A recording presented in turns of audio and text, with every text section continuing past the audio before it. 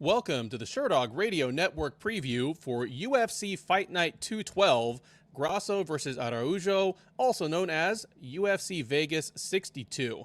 I'm your host, Ben Duffy of Sherdog.com. With me, as always, and after yet another week off, UFC is spoiling us, man, is Keith Shillan, executive producer of the Sherdog Radio Network. Keith, how are you doing today? I'm doing good, brother. How you doing, man? I'm doing really well.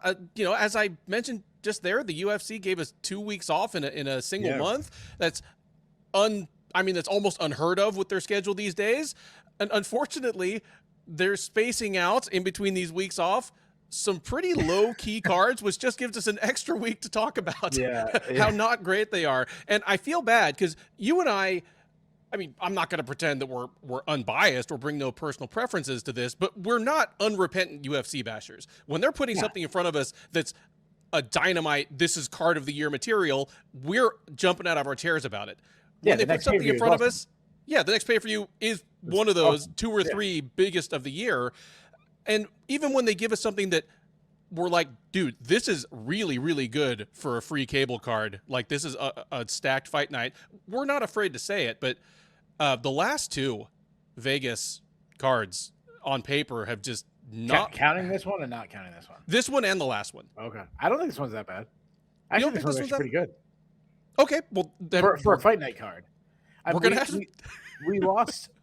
we just, as we're taping this, we just found out Neil Magny versus Daniel Rodriguez. I don't know if they'll get a replacement for Neil Magny regardless. If someone really big, maybe we'll tape something real quick. But that fight kind of pushes it down a little bit because that was probably one of the best fights. We were talking off there, like that could have been the main event. Yeah. And then Joanderson Brito against I don't know, Baghdasaryan. Yeah, that would have been a banger. So that's 2 really good fights that you lost.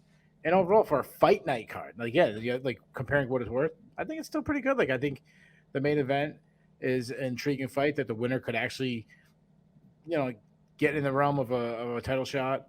The co-main event, Cub Swanson, is always a tough test, and he's either using him the right way, like having him be a test for a young up-and-coming guy. And he's dropping the bantamweight for the first time. Yeah, there you go. Cub Swanson is about as known a quantity as there is in the sport for guys like us. I mean, we've been watching them since the WEC days. So what does Cub Swanson do at age 38 or 39 to throw us a curveball? He drops to 135. So we got at least some new questions about him.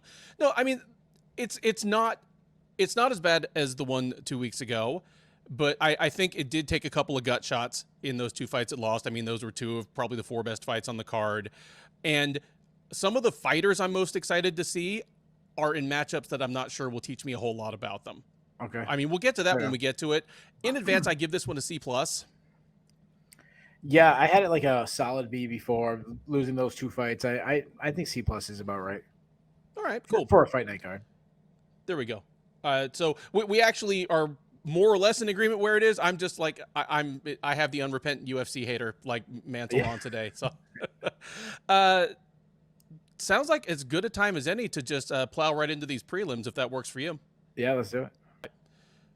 At least as the card is currently constructed, the first fight out of the gate at UFC Vegas 62 is a welterweight matchup between Mike the Truth Jackson and Pete Dead Game Rodriguez.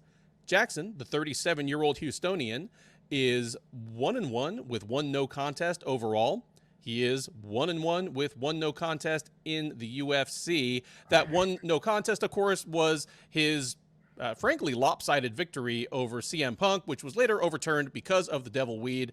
That is what it is. Officially, if you watch the fight, I mean, if you think that was, his weed-enhanced ground game at work and we'll never see it again, I don't know what to tell you.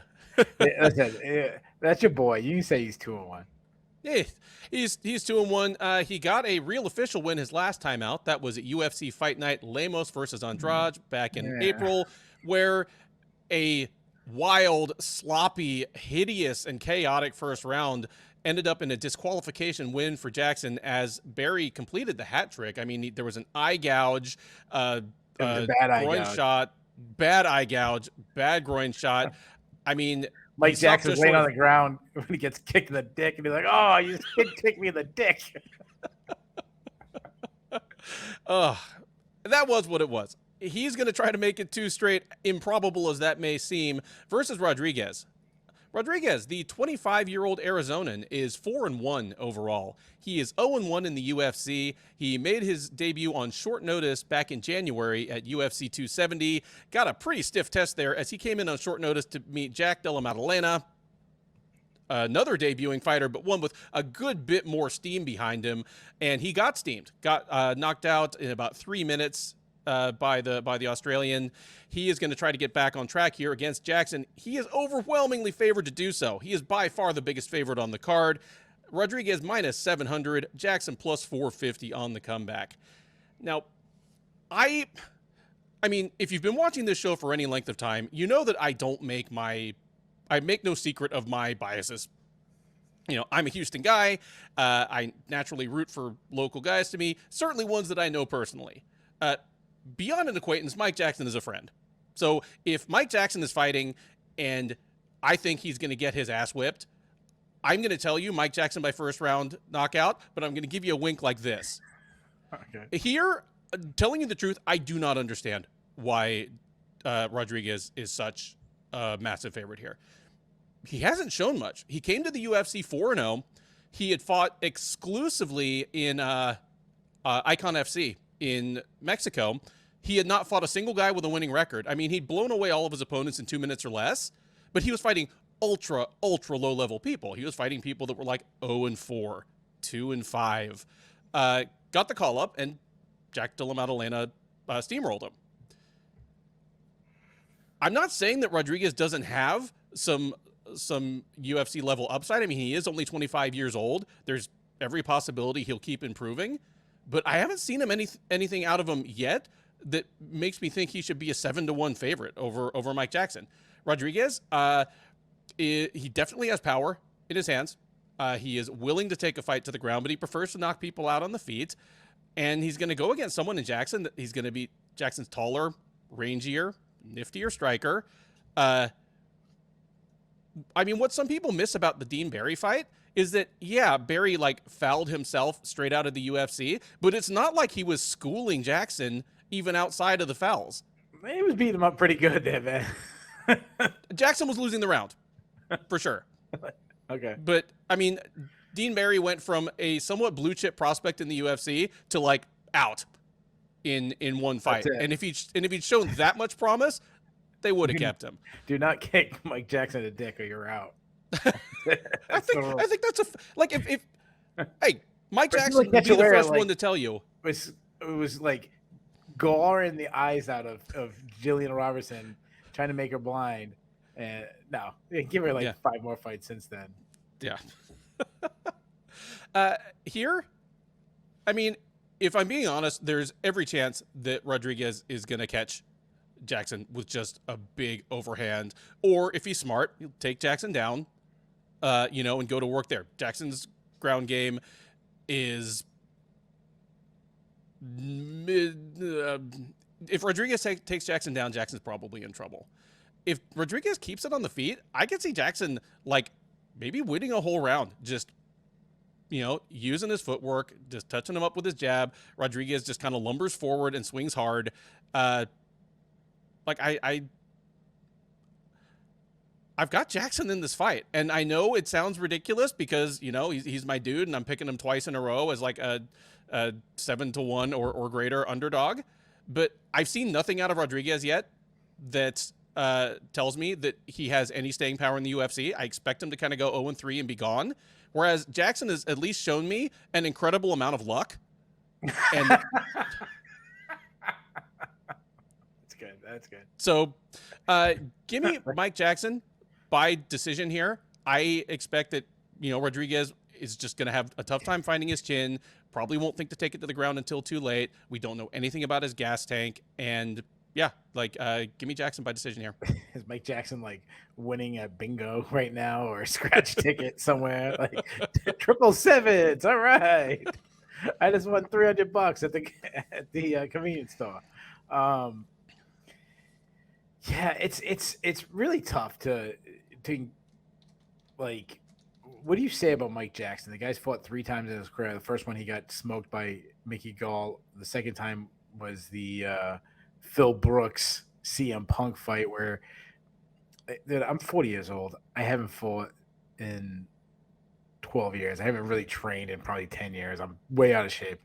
I still think I got to take CM Punk. He had no reason to be in the UFC.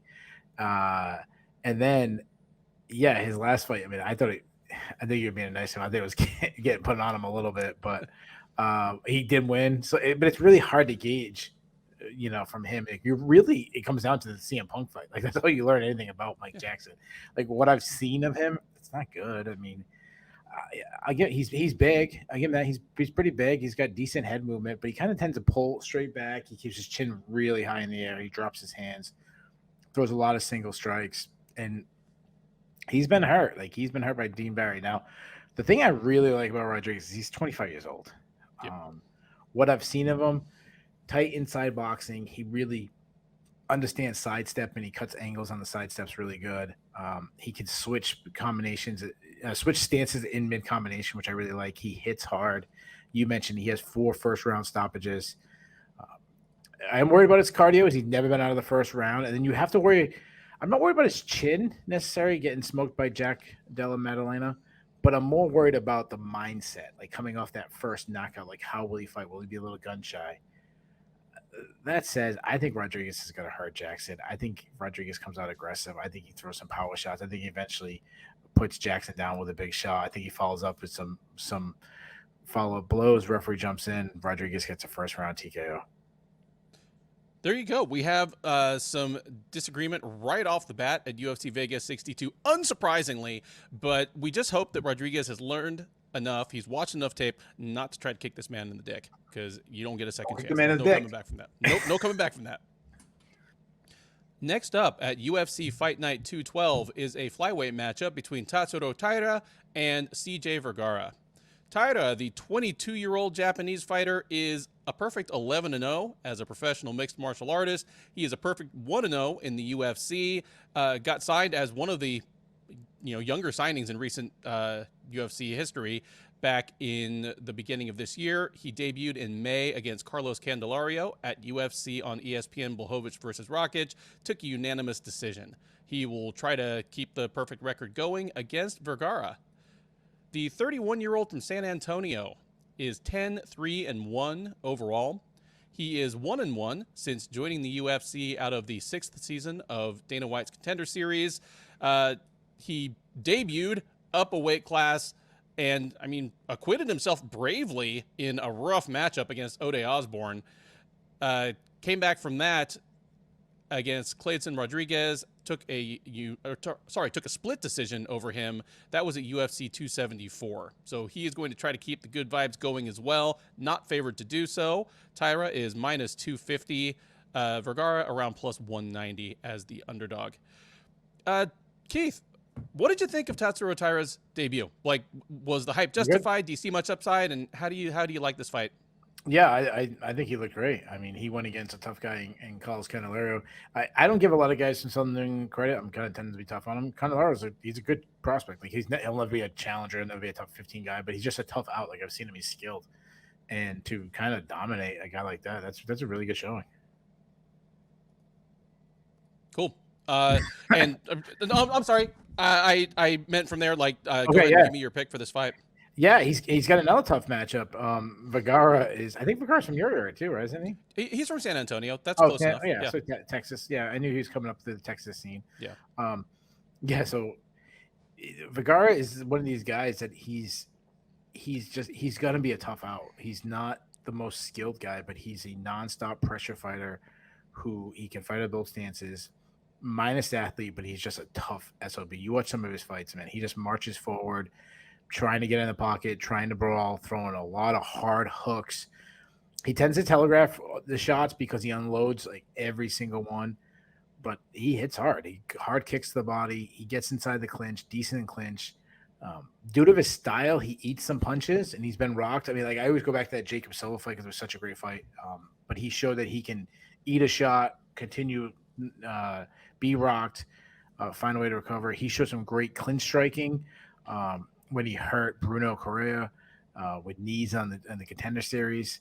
he's not much of an offensive wrestler, and he doesn't really look for it much. And he doesn't have. It's kind of crazy. He doesn't have a single submission on his win.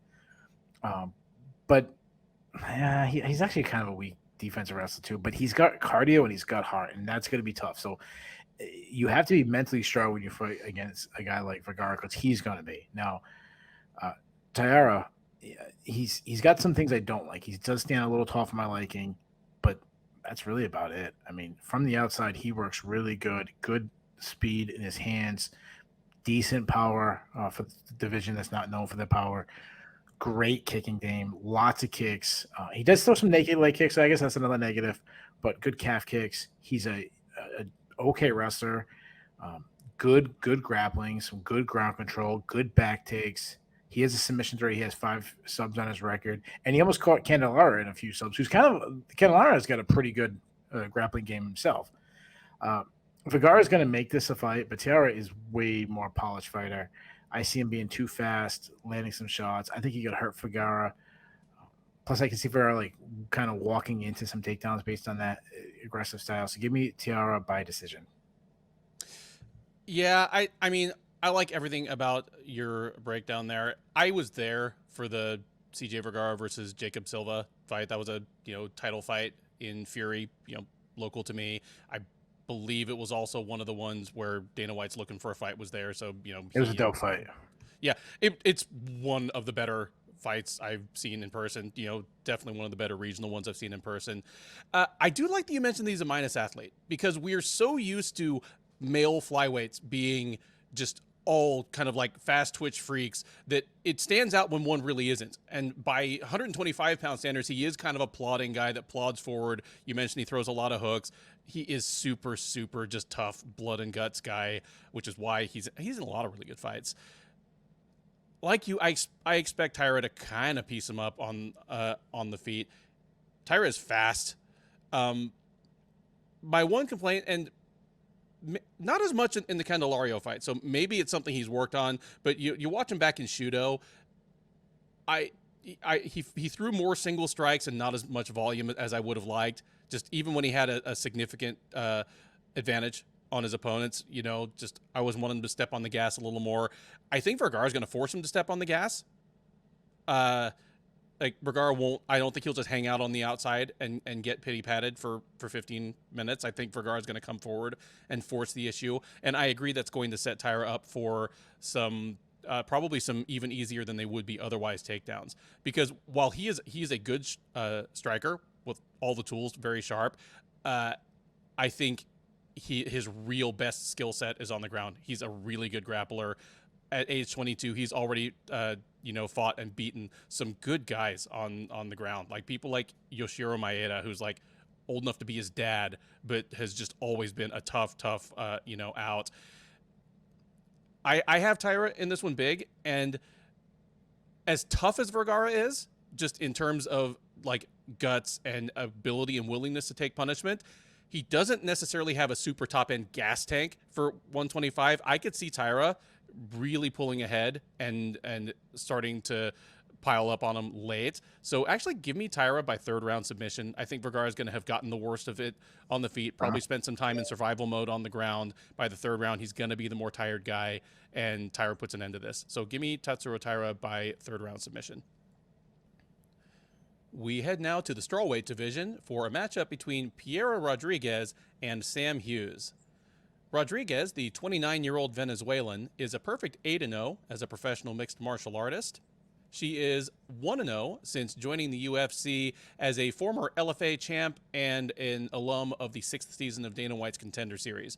She made her debut in the UFC back in April at UFC 273, where she took a unanimous decision over Kay Hansen. She will be facing Hughes, the 30-year-old from Washington State, by way of Fort Worth, is 7-4 overall. She is 2-3 in the UFC. That's the bad news. The good news is she lost her first 3 and has since then won 2 in a row. She beat Estela Nunes back in April by majority decision, turned around on just 6 weeks notice, and knocked out Elise Reed with ground and pound in the 3rd round at UFC Fight Night home versus Vieira. So she'll try to make it a perfect 3-0 in 2022. She is not favored to do so. Rodriguez is the minus 190 favorite. Hughes plus 155 on the comeback. I'll be honest,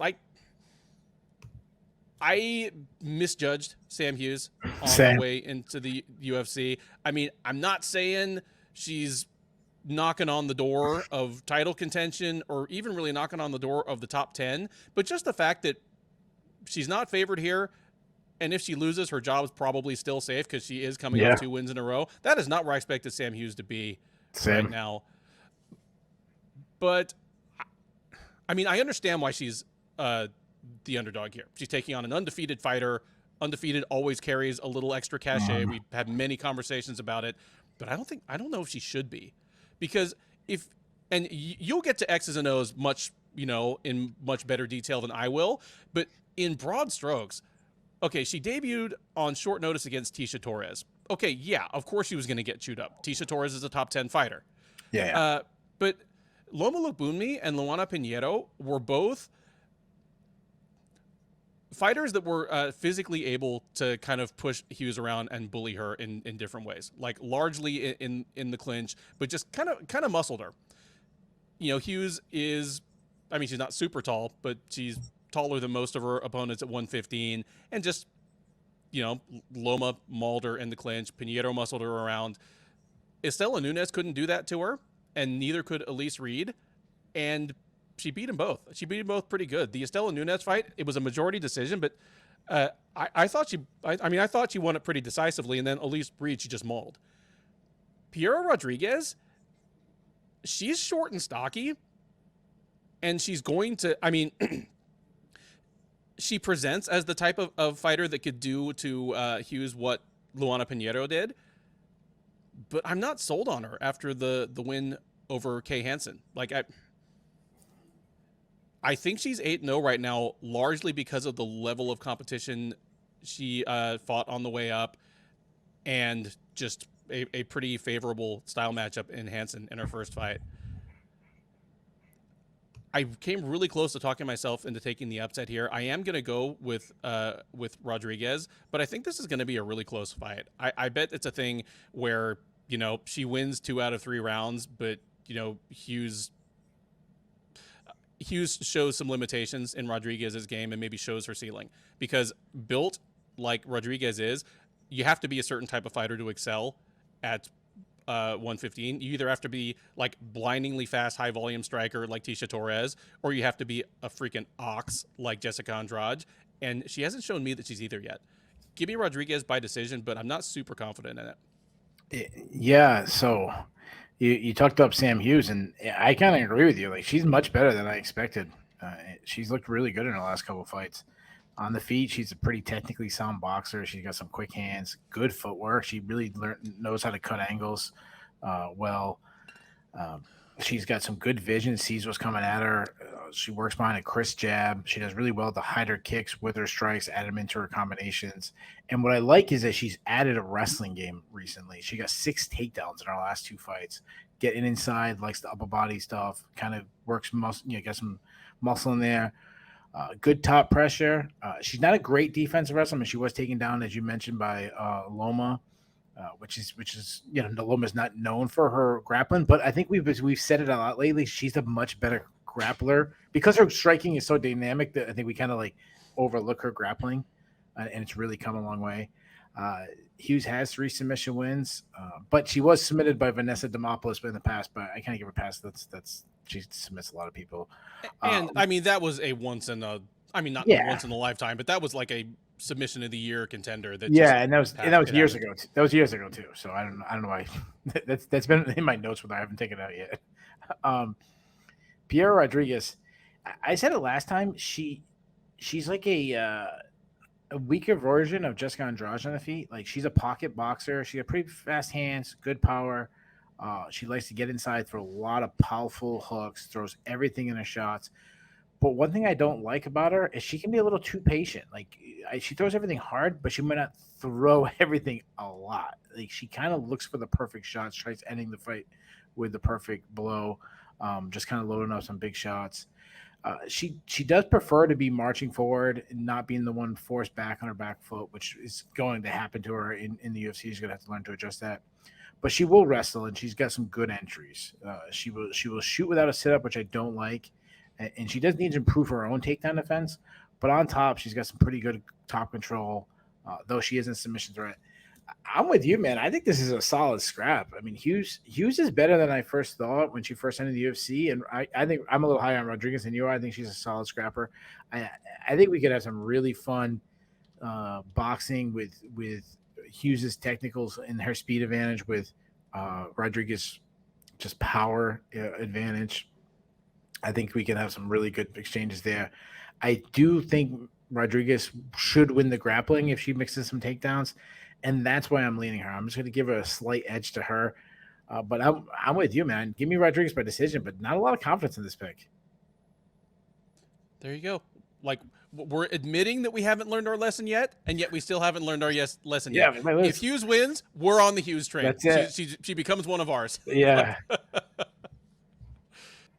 Next up at UFC Vegas 62 is a bantamweight matchup between Raphael Assuncao and Victor Henry. Assuncao, the 40-year-old Brazilian, is 27-9 overall. He is 11-6 in the UFC.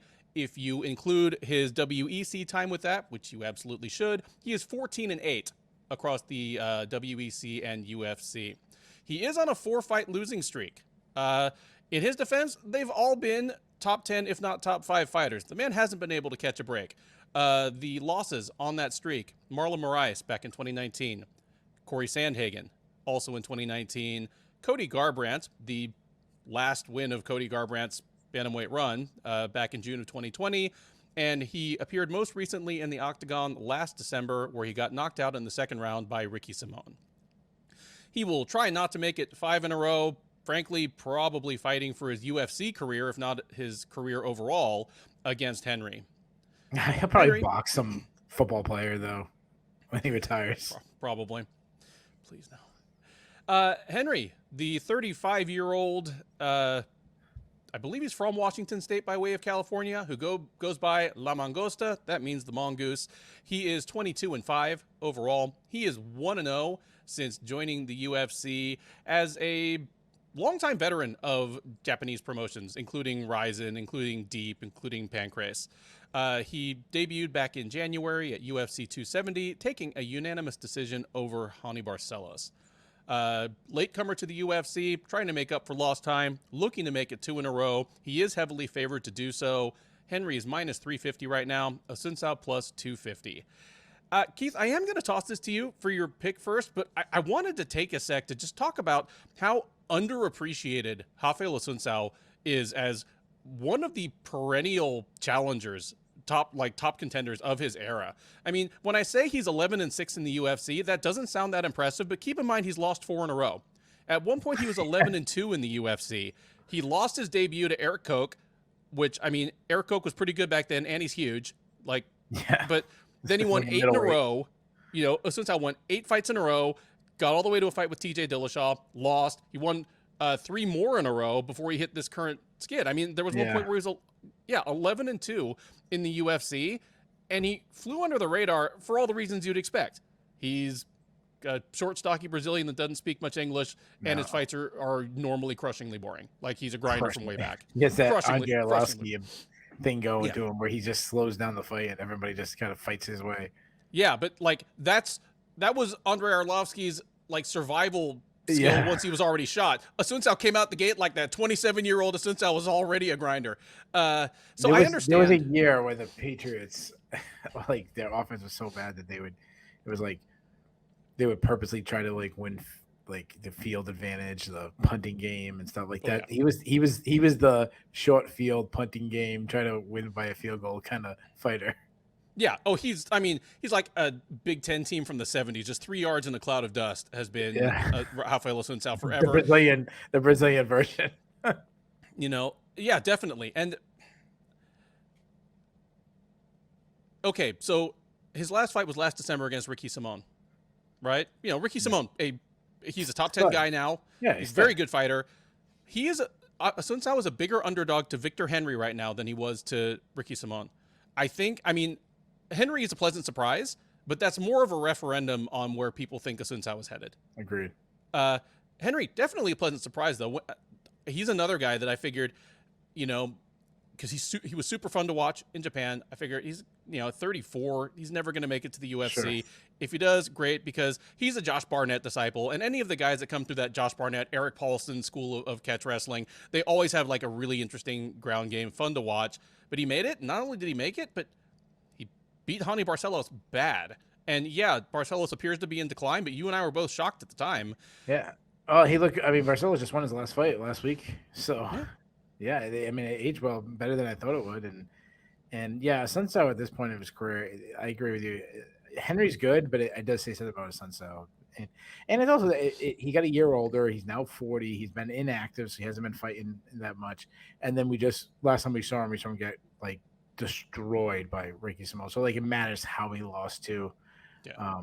Kind of all the factors. The loss to Garbrandt has aged poorly. Oh yeah, terrible. Like, and he was brutally knocked out too. It wasn't even it wasn't a controversial split decision or something like this. Or out cold. Where he does his thing but didn't have enough output or something like that. Yeah, not a good showing. No. So tell me, does Victor Henry get it done? Does he pull the curtains on the Raphael Assuncao show? Yeah, it's tough. Like If Assuncao can kind of get that voodoo going, where he just gets them to fight his way, really, really slow pace, even probably slower now at his age, at 40 years old, he can have that tight inside boxing game, just being technically sound, not taking a lot of chances, continue switching stances, kind of, which is a big part of that pace, where it takes the opponent a couple seconds to kind of figure out what he's doing. Throw some combos, steal some rounds, nice calf kicks. But the durability of him on the feet is just so troublesome right now. As you mentioned, Cody Garbrandt knocked him dead. Ricky Simone, that's back-to-back fights. He was always an elite grappler. He could grind his way to, in the clinch, got some takedowns, took down some good wrestlers in his prime, shooting through his hips. Even in a fight that he looked bad, he got 4 takedowns against Corey Sandhagen. Again, that was a couple years ago. But I wonder if he could still grapple. Now, again, with this cardio, it's only a 3-round fight. He has 10 submissions on his record. That could go, but it's hard to really believe him. No, Victor Henry, much better than his record shows. Like he doesn't have the cleanest record coming in the UFC, but he looked great in his last fight against Hani Barcelos. Elusive, uses movement really well. His striking was on point. Had some really good output against Barcelos, technically sound. He used feints really well. He was switching stances in mid-combination. Great kicking game. Kicks to all areas of the body. Teep kicks. Quick question mark kicks to the head, just showing great dexterity.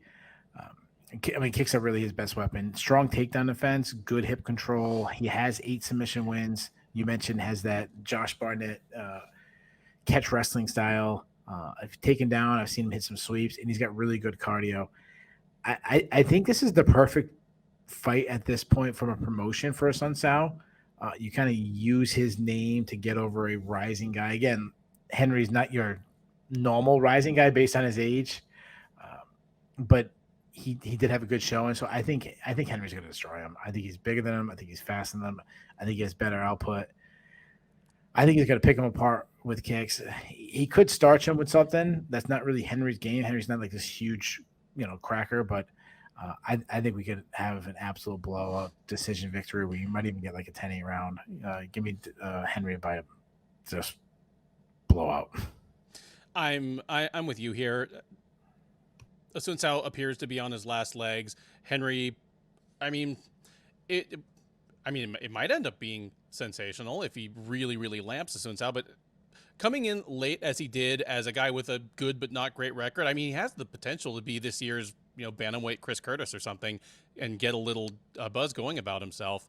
Assuncao looks to be a guy completely shot, and it's a little surprising because if anybody had a game that looked like it might be built for longevity, it was Assuncao, but he's just gone off a cliff in the last couple of years, and he's not getting much of a break here against Henry. I like that you mentioned that Henry's going to be the much bigger guy. Assuncao was a small guy for his weight class by like 2013 standards, and by the modern standards of the division, he's very small. Yeah, I think Henry's going to blast him on the feet. Assuncao used to be a surprisingly elite wrestler. Like on that first long winning streak he had on his way to his second fight with Dillashaw. I mean, he beat Dillashaw their first time. He beat Brian Caraway. He beat Mike Easton. He beat good wrestlers and was not out wrestled in those fights. That guy seems to be gone. And I think Henry's going to just be in a position to take advantage of him no matter where it goes. And given what a question mark Assuncao's chin seems to be at this point, I could see one of those sneaky high kicks just catching him and lancing him. And I'm actually leaning for that to be the thing that ends up happening. Maybe Assuncao realizes he can't keep up on the feet. He starts getting a little overeager in search of the takedown and just runs into something nasty. But give me Henry by second round knockout. Next up, we head to the middleweight division for a matchup between Nick Maximov and Jacob Malkoun. Maximov, the 24-year-old disciple of Nick Diaz, is 8-1 overall. He's 2-1 since joining the UFC out of Season 5 of Dana White's Contender Series. That one loss, it was his last fight, however. He took his first career defeat in May at UFC on ESPN, Blachowicz versus Rakic, where he got choked out in just 76 seconds by Andre Petroski. Prior to that, he had won his first two UFC fights against Cody Brundage and Punahele Soriano. He will look to get things back on track against Malkoun. The 27-year-old Australian is 6-2 overall. He is 2-2 in the UFC. He did lose his last time out. It was a unanimous decision loss to Brendan Allen at UFC 275. Prior to that, he had won back-to-back fights over Abdul Razak Al-Hassan and AJ Dobson. This fight, the odds are fairly close, but Maximov is a slight favorite. He's minus 150, Malkoun plus 120 on the comeback. Keith, how do you see this fight playing out, and who you got? Yeah, this is a good one. Malkoun is a much better fighter than I thought he was heading into the UFC. We kind of made jokes about it, like just being Robert Whittaker's little buddy, like Robert Whittaker's +1, you know. Yeah. Well, I guess Maximov kind of was getting the same reputation with the Diaz brothers. So two guys known for their grappling facing off against each other. Maximov, he's shown some improving boxing. Go back to like the Puna Soriano fight. Like he was winning some exchanges. He lands because of the threat of the takedowns. Opens up the options. He fights out of both stances. He has a high guard defense. He has some power. He's a good wrestler. I mean, this is a junior college national champion wrestler. He chains together some takedowns. I go back to like the Cody Brundage fight. He had some really slick takedowns in that. Against the guy touted as a pretty good wrestler. Yeah, good wrestler. Yeah. He has 3 submission wins. As you mentioned, he got subbed in his last fight, but I'm not that down on his grappling because of that. I think he's a young fighter. He got caught with a sub and got comfortable in a bad position and got caught. I am worried about his cardio, though. He has slowed down in some fights. That's probably the bigger concern. Jacob Malkoun, he's well rounded. Like I used to think he was like one dimensional, but even his striking is coming along a little bit. He's got some good output. He attacks with combinations. His hands are faster than I thought. He has a little Josh Koscheck in him where he kind of wings that overhand right, but he's got some decent pop. He's constantly on the attack. He cuts angles well. He kind of acts like he's saying, like, okay, I'm going to throw this combination now, and he just like attacks with this combination. He's a good wrestler himself, though he can shoot without a setup, and he's been sprawled on, but he's relentless to get the takedown. Like I go back to that, he out wrestled Al Hassan, but he got AJ Dobson, who has a wrestling background, down. He took Brendan Allen, who, I mean, he's a great grappler in his own sense, took him down. He'll close the distance. He'll grind. He's got some good top game. We go back to like the AJ Dobson fight. Like AJ Dobson had no chance to get up. Now Brendan Allen had much more success, but Brendan Allen is like, that's a huge step up in competition. Yeah. I think this is a great fight. I'm intrigued. Malkoun, he's a gamer. Even in like a loss to Brendan Allen, he had moments. He might be one of these guys where he's less credentialed wrestler, but he wins the wrestling battles, if that makes sense. That said, I mean, think of who his the big guy in his team is. Oh yeah, Rob Whittaker. Yeah. Yeah, good point. Yeah, like Yeah. he winning wrestling station and stuff and takedowns from former world champion Yoel Romero. That said, Maximov was my guy. Like I really like some of the slick things like that he did in exchange of duck unders and arm drags and knee taps and just like some of the things I really like from him.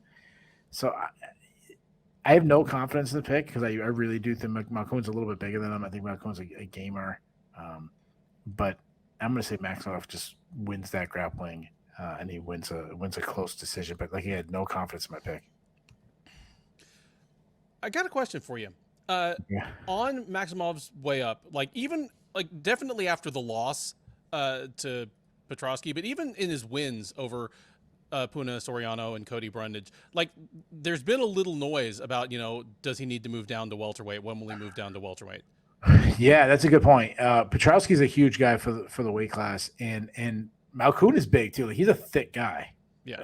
So if he gets out grappled again, and it's a lot of it because he feels weaker, like Soriano's not a big guy. Oh well, he's I not think tall. he's average. He's yeah, thick, he's but thick. he's not tall. Yeah, but like Brundage is a bigger guy too. Mm-hmm. I don't know though. I really don't know if he needs to move down because his style I think will work better. I think he might be better if he tries to bulk up a little bit. Like, just grow into welterweight's such a good body. Weight. Yeah, welterweight's such a good weight class, and it's full of good wrestlers. It's full of good wrestlers. At the top. Yeah. Like is he gonna out wrestle Shemaev? I mean, obviously that's a bad example because he could be at middleweight too. But is he gonna out wrestle Usman? And obviously this is way up, but Kobe, is he really gonna? He'll wrestle Brian Barberino. I'll give him that. But even at the outskirts of the top 10, you've got your Neil Magny types that are surprisingly good wrestlers. Yeah. Yeah. Well, the one thing though is we could say the best wrestler, in my opinion, the best wrestler in the UFC is a middleweight. So newest addition to the UFC, Bo Nickal. So maybe moving down might be the right point. I don't know. And I can't. And just so you know, we haven't talked about Bo Nickal yet. Just so you know. We haven't. Anybody who has ever heard me talk about anything about when it comes to wrestling, I'm all in. Like, you're not welcome on my. I'm not sharing. Dev keeps calling him our guy. No, he's not our guy. Bo Nickal's my guy. Like, I'm not sharing him. Side note, I'll pull back the curtain. I probably shouldn't do this. It's really unprofessional. But about 4 years ago, I saw Bo Nickal at a Bellator, and I walked up. I'm like, dude, Bo Nickal, like, what's up, man? I'm like, oh, this is you still wrestling and everything. And I was like, oh, you thinking about doing MMA? He's like, yeah, absolutely. I'm like, I walk over to one of the guys at the time. I'm like, dude, do you know who that guy is? Like, no. I'm like, dude, that's Bo Nickal. That's like one of the best wrestlers in the world. He just told me he wants to go MMA. Like, do not let him leave this arena without a contract. He's gonna be a megastar. We might have to cut that story out. But I love Bo. I'm all in on Bo Nickal. Anyways, I cannot wait for our first live recap of the recap of his UFC debut. I can't wait to hear. I'm all in. I love high level wrestlers. Anyways, yeah, and I do as well. But he's got some of the earmarks of one that will do well in MMA because he's a plus athlete who's taken to the submission part of grappling very well. Yeah, and he's got a physique similar to Jon Jones. He's not as long, but he's always a longer wrestler. I'm all in. Yep. I see the same dynamic you do here.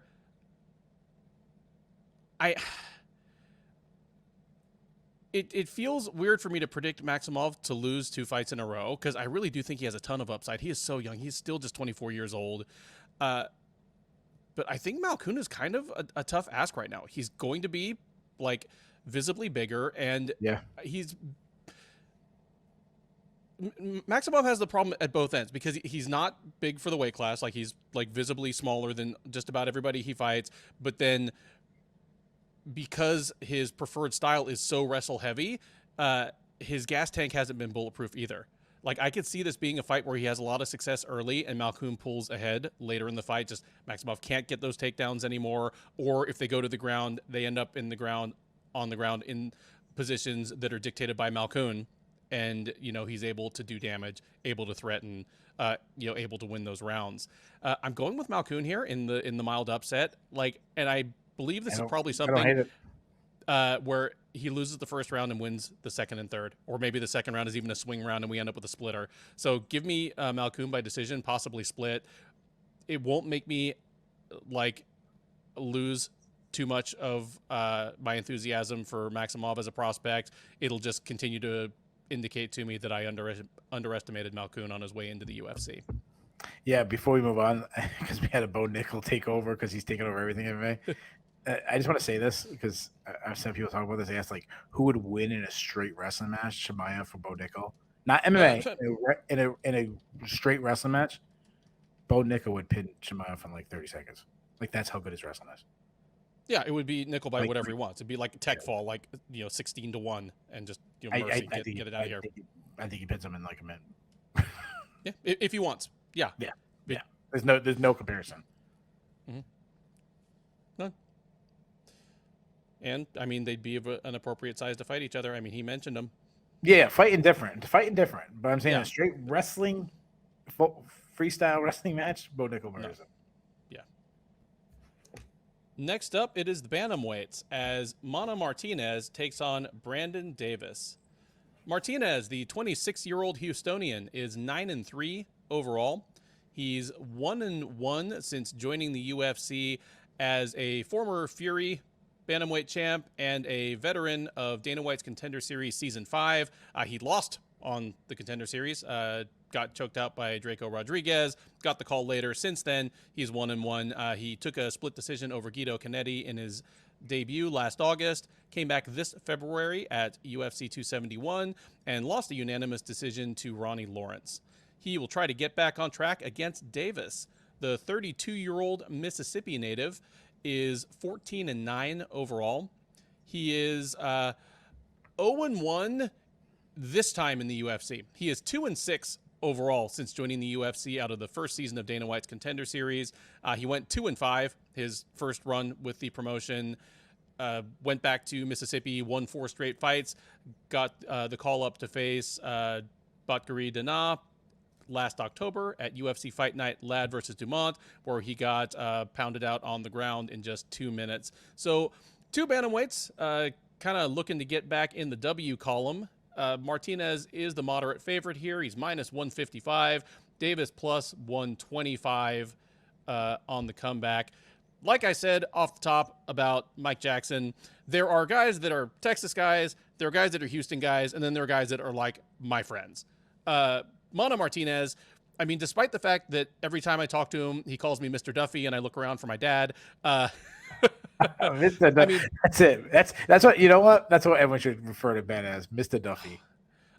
There's so much gray hair under this hat. Don't make it worse, folks. Don't do what Keith tells you to do. This guy's got a place in my heart. I did a SureDogs prospect watch column on him way back in 2018 when he was 22 years old, was still fighting in Fury and LFA, and just said, yeah, this guy's 5-1. Watch out, he's gonna be in the UFC at some point, and when he does, we're probably in for some exciting times. In some ways, he has fulfilled those expectations. He's in the UFC. He's 1-1. In others, if you'd asked me in 2018, I would have thought and hoped he'd be a little further along in his development. But I'll give you the most honest breakdown I can. Leomana Martinez is a tall, lanky, rangy kickboxer with surprising power for this division.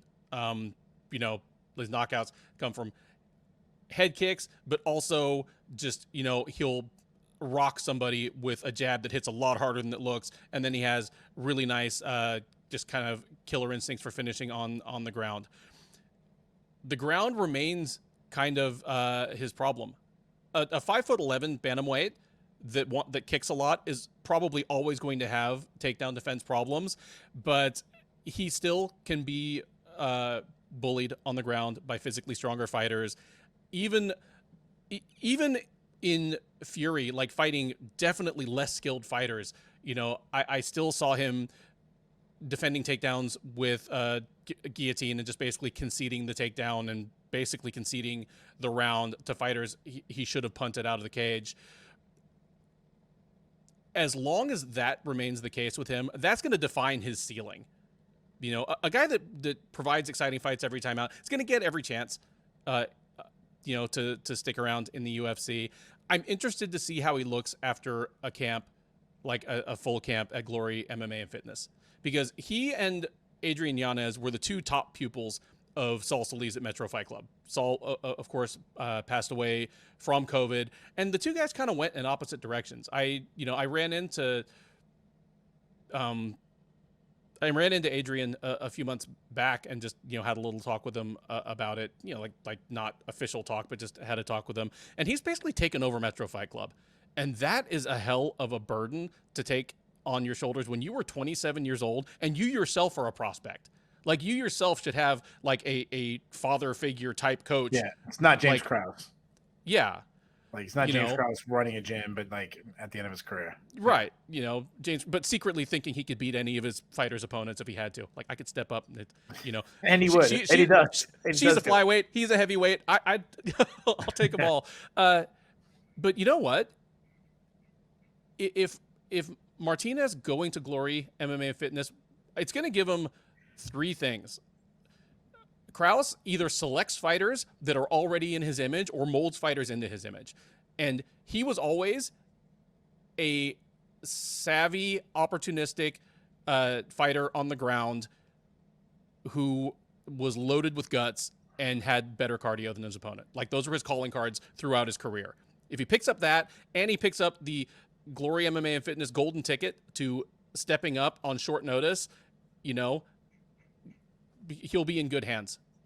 Here, he's taking on a guy in Brandon Davis that has already kind of shown that he's not UFC material. I mean, he went 2-5 in his first run in the UFC, and like, his last win in the UFC was over Randy Costa. That's not aged super well. And Randy Costa took that fight on like 3 days' notice. Yeah. I mean, in fairness to him, you know, he was fighting at featherweight, and he was fighting good featherweights. Giga Chikadze, Zabit Magomedsharipov, Enrique Barzola. Sorry, you're nearly your Bellator title contender, Enrique Barzola. Dropping to 135, it might inject some life into him, but basically Brandon Davis is a guy that is kind of there to be hit. Like, he's not been knocked out a whole lot of times, but less accurate and less polished strikers than Martinez have lit him up. And I think Martinez is going to light him up here. If Davis sells out for the takedown and gets it, and if he's getting takedowns early and easy, and he's able, you know, like, if he takes down Martinez within the first minute and he keeps Martinez down for most of the round, where Martinez is just kind of stuck, ineffectual, hoping for stand-ups, all bets are off. But I think he's probably going to test his luck on the feet, and Martinez is going to ring him up good. I'm not picking the knockout here because, again, he's only been knocked out once in his career, and that includes, again, fighting at featherweight, people like Giga Chikadze and Zabit Magomedsharipov. If he had a chin problem, we would know about it by now. But give me Martinez to win all three rounds in kind of increasingly lopsided fashion. And I mean, I won't say a coming out party because, you know, Martinez has been winged a few times already on his way to the UFC, but kind of reaffirming himself as an exciting prospect. Yeah, this is a tough one. But so Brandon Davis, he's a high output guy. I mean, that's his calling card. He's constantly moving forward. That might be the fact that, as he said in an interview, he claimed that he basically runs a marathon every single day. I don't know if you hear that video, the interview where he claimed that. I did not. Yeah, I forget what it was. I gotta look that up. Yeah, it was pretty good. It's like, I'm making weight. I'm running 30 miles a day. Like, you mean a week? 30 miles a week? Running a marathon every single day. Anyways, he's not skilled, but he's tough. I'll give him that. He stands tall. He's got his chin high in the air, which is always, worrisome. But he's got some hard kicks. He targets the kicks, and he will look to wrestle. He'll try to get the fight to the ground bad. Sorry, I'm listening to him say that he runs 20 miles a day, 7 days a week, does an hour on the bike, and then over 3 hours of actual MMA training and sparring. I mean, I don't think he has to be exaggerating, because if he really did that, he'd be the most overtrained, just fried dude. Like, no, there's not a person on the planet who could run a marathon every day and then ride a bike and then do 3 hours of MMA training. No. Like, well, or if they did, they'd look like one of the Olympic marathon runners from like Uganda that looks like a fucking skeleton. It would not. the amount of calories he'd have to eat to stay in the weight class would be insane. Good. Anyway, sorry. Go ahead. No, it's all good. So yeah, he'll go for takedowns, but he's not a great wrestler himself. I mean, you go back to like Steven Peterson took him down, Kyle Bochniak took him down. You mentioned Barzola, Kung Ho Kang, but he's got good cardio. I mean, that's what happens when you spend 72 hours a day training cardio. But you have to worry about his chin. He got clunked the last time. He's been clunked in the past. Martinez, you said he's a southpaw. He uses feints really well. He uses the draw attacks. He's a very slip and rip kind of guy. He uses vision. He has to slip because he keeps his hands low, but he's really good at just sliding out of range and countering with his own shots. I mean, his pull left hand is kind of his thing, very Conor McGregor-ish. He has, as you mentioned, he's got really good power. You mentioned he's got like a killer instinct. Like, he's a finisher. I like that he rips the body. He's got a good kicking game, good body kicks, good leg kicks, sneaky, good high kick that he'll throw up there. But his Achilles heel is his wrestling. He's not much of an offense wrestler, and his defensive wrestling is really bad. You mentioned he'll go for guillotines, and he's got a good guillotine, but it's a two-edged sword. You miss that guillotine, you're on the bottom, and he struggles to get back up. So I have a hard time because there's such a clear victory for Brandon Davis there. It's so obvious. But it's also so obvious for Martinez. Like, on the feet, he has such a massive advantage on the feet. But I don't have a lot of faith in his ability to stop a takedown. So I think this is a really tough call. So what I'm going to do, I'm going to take Martinez. I want to say Martinez catches him and knocks him on the very first round. So Keith Shillan, honorary Texan. I'll say this though: every minute that goes by, you start feeling better and better about Davis, because then he's probably getting takedowns. He's probably working him. And yeah, but if Davis stands on the feet, Martinez got power. He's gonna put him out. Next up is a light heavyweight matchup between Misha Cirkunov and Alonzo Menifield. Cirkunov, the 35-year-old Latvian by way of Canada, is 15-8 overall. He is an even 6-6 in the UFC. He is on a 3-fight losing streak that has seen him bounce back and forth. He did try dropping to 185 pounds after spending most of his career at 205 in the hopes of reversing his fortunes. He lost to Ryan Spann at light heavyweight, then to Krzysztof Jotko and Wellington Turman, both at 185. Since that did not fix things, he is back up at 205 here, facing Menifield. The 34-year-old Dallas native is 12-3 overall. He is 5-3 in the UFC. He has won 3 of his last 4 wins over Fabio Charant and Ed Herman, a decision loss to William Knight, and then he came back this past June at UFC Fight Night, Volkov versus Rosenstrike, and in 4 minutes and 40 seconds rid the UFC of the problem known as Askar Mozharov. He's going to look to make it 2 straight. Cirkunov looking for it not to be 4 straight, possibly fighting for his job here. Menifield is the moderate to comfortable favorite. He's minus 220. Cirkunov plus 175 on the comeback.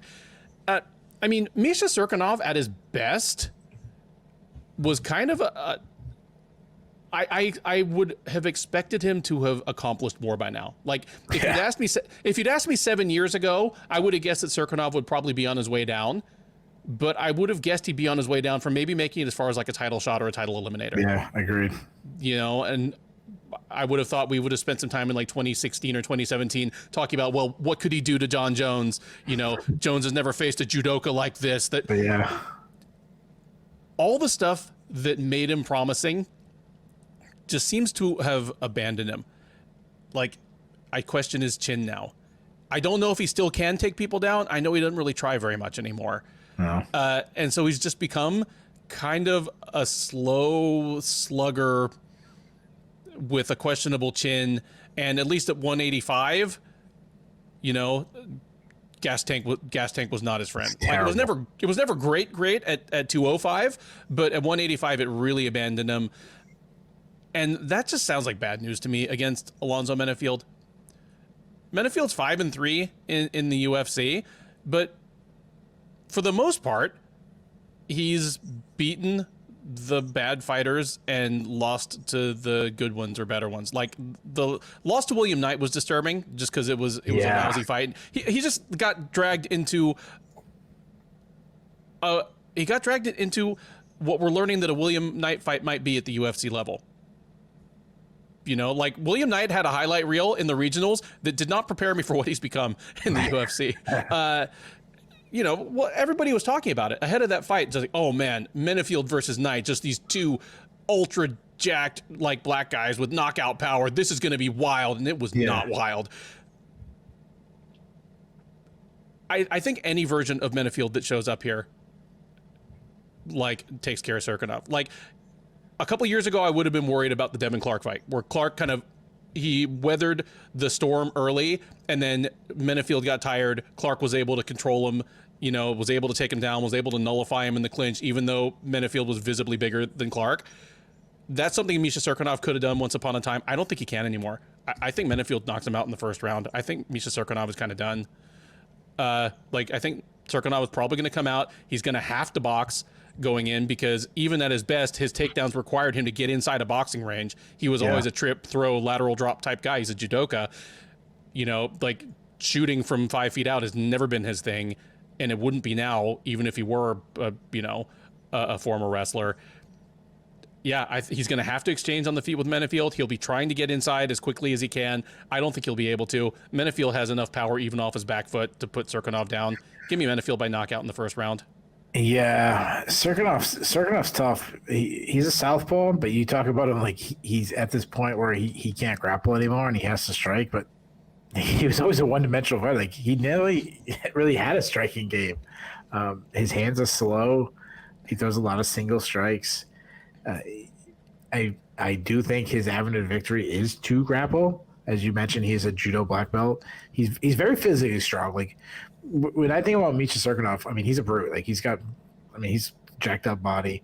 If you told me that when he looks like a small Alexander Karelin, just like his head, his face looks like him. He's got, the build. Yeah, it looks like Alexander Karelin. It's funny you mentioned that Karelin heavyweight, because if you asked me when Cirkunov was thinking about changing the weight class, like, where does he go? I would have guessed he would go up, like, be like more like a Leah Latifi or Daniel Cormier, not the skill of Daniel Cormier, but I mean that shorter, smaller heavyweight that tried to use speed.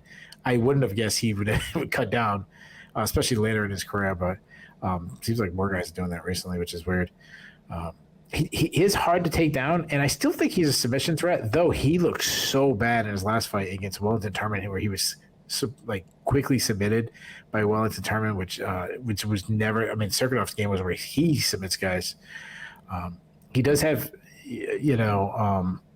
a lot of submissions on his record, which is good. But I'm worried about his chin. Like, he's been cracked recently. I'm worried about his gas tank. Yeah, a lot of that might be going to 185. His gas tank, I expect it to be better, but he's older. So, I'm not super confident. I'm not totally saying that's because he cut down. Menifield's a pretty good athlete. He moves well. He has a high guard boxing style, but he can be too patient. He'll throw a lot of single strikes on the outside. He tends to load up everything, kind of trying to land that perfect shot. He does have some good power. He's got a good kicking game, which I like. Good high kick, good calf kicks. But he tends to fight in bursts where it's like all or nothing. And it's like long periods of inactivity. Based on being a shorter guy for the weight class too, he's been picked apart from the outside, struggled with length, and he's a weak grappler. Though, in fairness, I go back to that Devin Clark fight. He showed some pretty decent takedown defense against Devin Clark, which is good. And his gas tank is he's one of these guys who's kind of known for having a bad gas tank. His gas tank actually looked better recently, so which is good.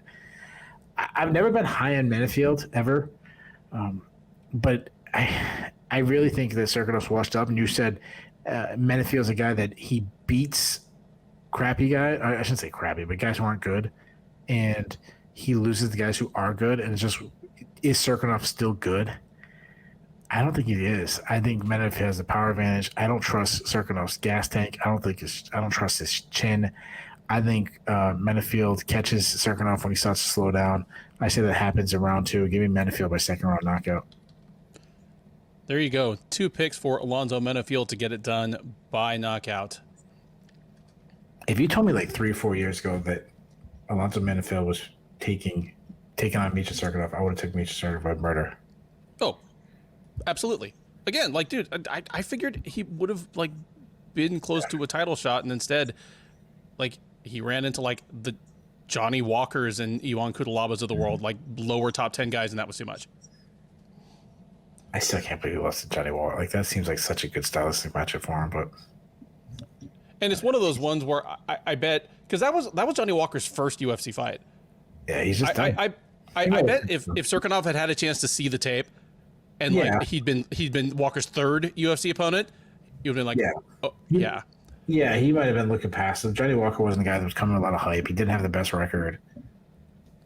Like, you know that Keith Jardine, after getting knocked out by Houston Alexander, like a couple fights later, like he and all the guys at Jackson Wing were like, shit, we could have prepared for this guy. Yeah, that's right. He started losing. Yeah. Yeah. Or like Sokoudjou, when Sokoudjou started knocking guys out, like knocking out Mikado Rota and Lil Nog. Yeah. Like, they were like, oh, if we knew, we would have turned this into a grappling match and tied him out. There were people in the forums that thought he was gonna like knock out Machida. Well, I mean, his first 2 fights, I mean, I don't blame him. Why? Yeah. You know, he knocked out 2 of the greatest guys in the division in the seconds. We head back to the middleweight division now for a matchup between Jordan Wright and Dusko Todorovic. Wright, the 30-year-old Californian, is 12-3 with 1 no contest overall. He is 2-3 in the UFC. He's on a 2-fight losing streak, those being a first-round knockout at the hands of Bruno Silva last December and a first-round submission loss to Marc-Andre Barriault this April at UFC Fight Night, Lemos versus Andrade.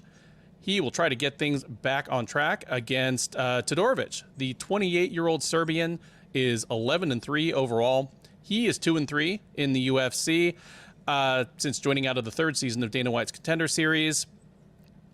He lost his last time out. It was knockout late in the first round at the hands, or more specifically, the elbow of Chidi Njokuani.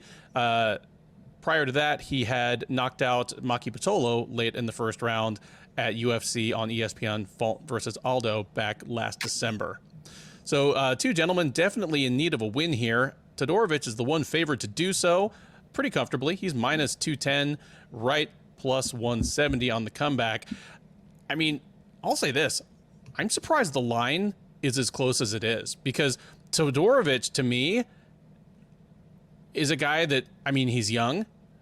He definitely has certain skills at a UFC level. I can, you know that I'll say that about people that are like marginal in the UFC or fighting for their job. I don't know what they even do one thing at the UFC level. Dusko Todorovic does some things at a UFC level, and the people he's lost to have all been pretty good. Buna Soriano, Gregory Rodriguez, Chidi Njokuani. Really good.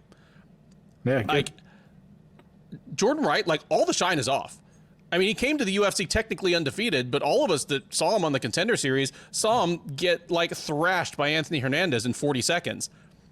Since he's been in the UFC, he's lost to some great and some okay fighters. I mean, Barriault, Silva, and Joaquin Buckley, like, there's no bums there.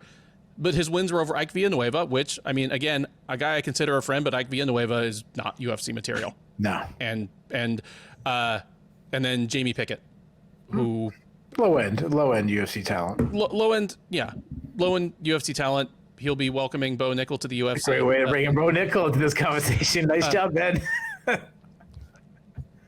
Like, Wright is a guy that I'm not sure what all he does at really a UFC level, because the things he's supposed to be good at, like I mean, he calls himself Beverly Hills Ninja. He sets up in a karate type stance. Yeah, he's but got a good nickname.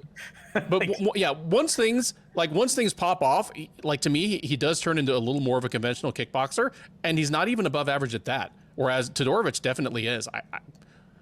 I'll go to you for the X's and O's here, but I think Todorovic is going to torch this man. Yeah. Are you taking my knockout or? Yeah. Like he's shown that he can be knocked out. He's shown that he can be knocked out by people that are not known for their power, like Hernandez, and people who are known for their power, like Bruno Silva and Joaquin Buckley. Yeah. I mean, I don't think Jordan Wright is long for the UFC. Look for him in a LFA cage near you sometime soon. Yeah, what I'll say about Jordan Wright that I think he does at a UFC level, I mean, he's really big. Like, he's a big dude, and he's got some power. I'll say that. Like, you mentioned he knocked out Ike Villanueva with Jamie Pickett. The Jamie Pickett one a little more impressive. So I give him that. Like, he can hit hard. But he's a minus athlete. He's got some slow hands. You mentioned the karate background, so he kind of hangs his hands low to throw some spinning attacks based on that karate background, but keeps chin high in the air, back straight up the center line. His chin, you mentioned, he's been knocked out a lot. Again, some big hitters. I mean, Bruno Silva, Joaquin Buckley, even Anthony Hernandez. I think has some underrated power. And the lost Anthony Hernandez is hot right now, so that looks a little better. But I think he can fight in the clinch. He can use his size in the clinch. Like he's pretty good in there. That's where he really started the ball rolling downhill on Villanueva. He hit him with a knee that cut him real bad. And powered him over. Yeah. Mm-hmm. So I give him, and that goes back to the first point of him just being big. He muscled Ike Villanueva, who's not a small guy himself. So I give him that. He can wrestle, but it's average at best. He does have 5 submissions, but he was quickly submitted by Marc-Andre Barriault. He's got some good power. Like he's got muscle. Like he's got some good power in the ground and pound. So I'll give him that. To Todorovic, he's frustrating because I thought he would be better than he is. I thought he was going to be a really good addition coming off the Contender Series. One of the guys I really liked when I did film study, and that's because he's well-rounded. He's a southpaw with a busy jab. He crushes the body. Decent power, really relies on a slip and ripping style. Again, because he keeps his chin high in the air. But he's paid for keeping that chin high, and he also he admires his work, which is he doesn't rechamber his shots, which is really dangerous. Puna Soriano obviously cheated Njokuani with the elbow, a little different. The elbow a little different, but still, I'm a little worried about his chin. But we talked about Jamie Wright's clinch. That's a place that Todorovic needs to get more often because he's good in the clinch. It's when he initiates it and he's on the offense side, he can grind in there. He's a good wrestler. He gets inside trips and throws. Good ground game. I like that when he gets to the ground, he works to a better position, and he has some subs on his record. So I think this fight is really weird position on the card. I don't think it should be this high up the card. I was never high on Wright, but one time I was high into Todorovic, and because of that, I'm going to trust my initial view of him and think he's kind of hit some speed bumps. I'm hoping that the potential that I saw will kind of show up. But this is the time. Like, this is the fight. If he doesn't beat Jordan Wright, then I'm just going to move on from him. So I think he actually might get tagged a little bit. I think he might get hurt a little bit, but I still think Todorovic is just the better boxer, especially if he turns into some wrestling.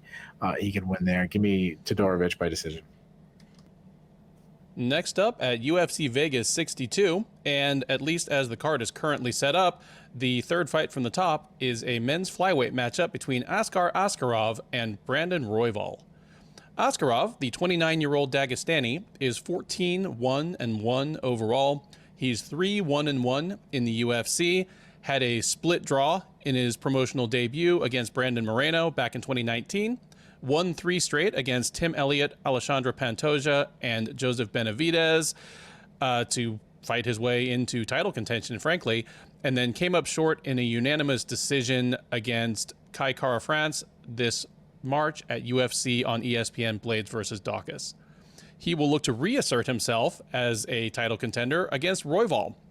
The 30-year-old Factory X product is 14-6 overall. He's 4-2 in the UFC. He is on a 2-fight win streak those being a split decision win over Rogerio Bontorin this January and a first-round submission of Matt Schnell at UFC 274 in May. That put the brakes on the first losing streak of his UFC run, where he came up short against Brandon Moreno and Alexandre Pantoja across 2020 and 2021.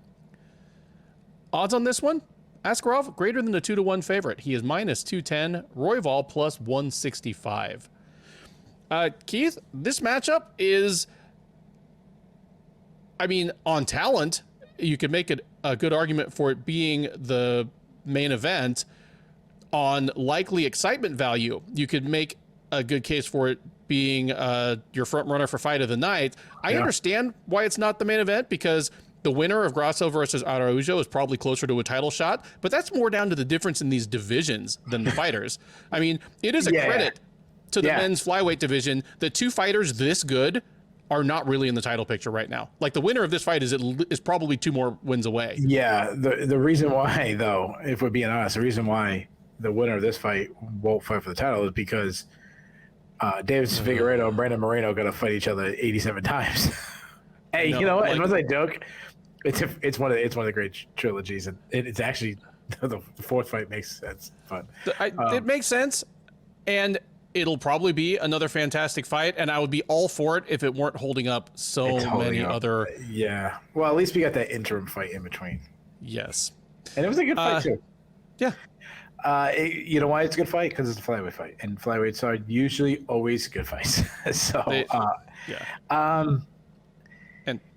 are flyweight fights, and then there are flyweight fights with Brandon Royval.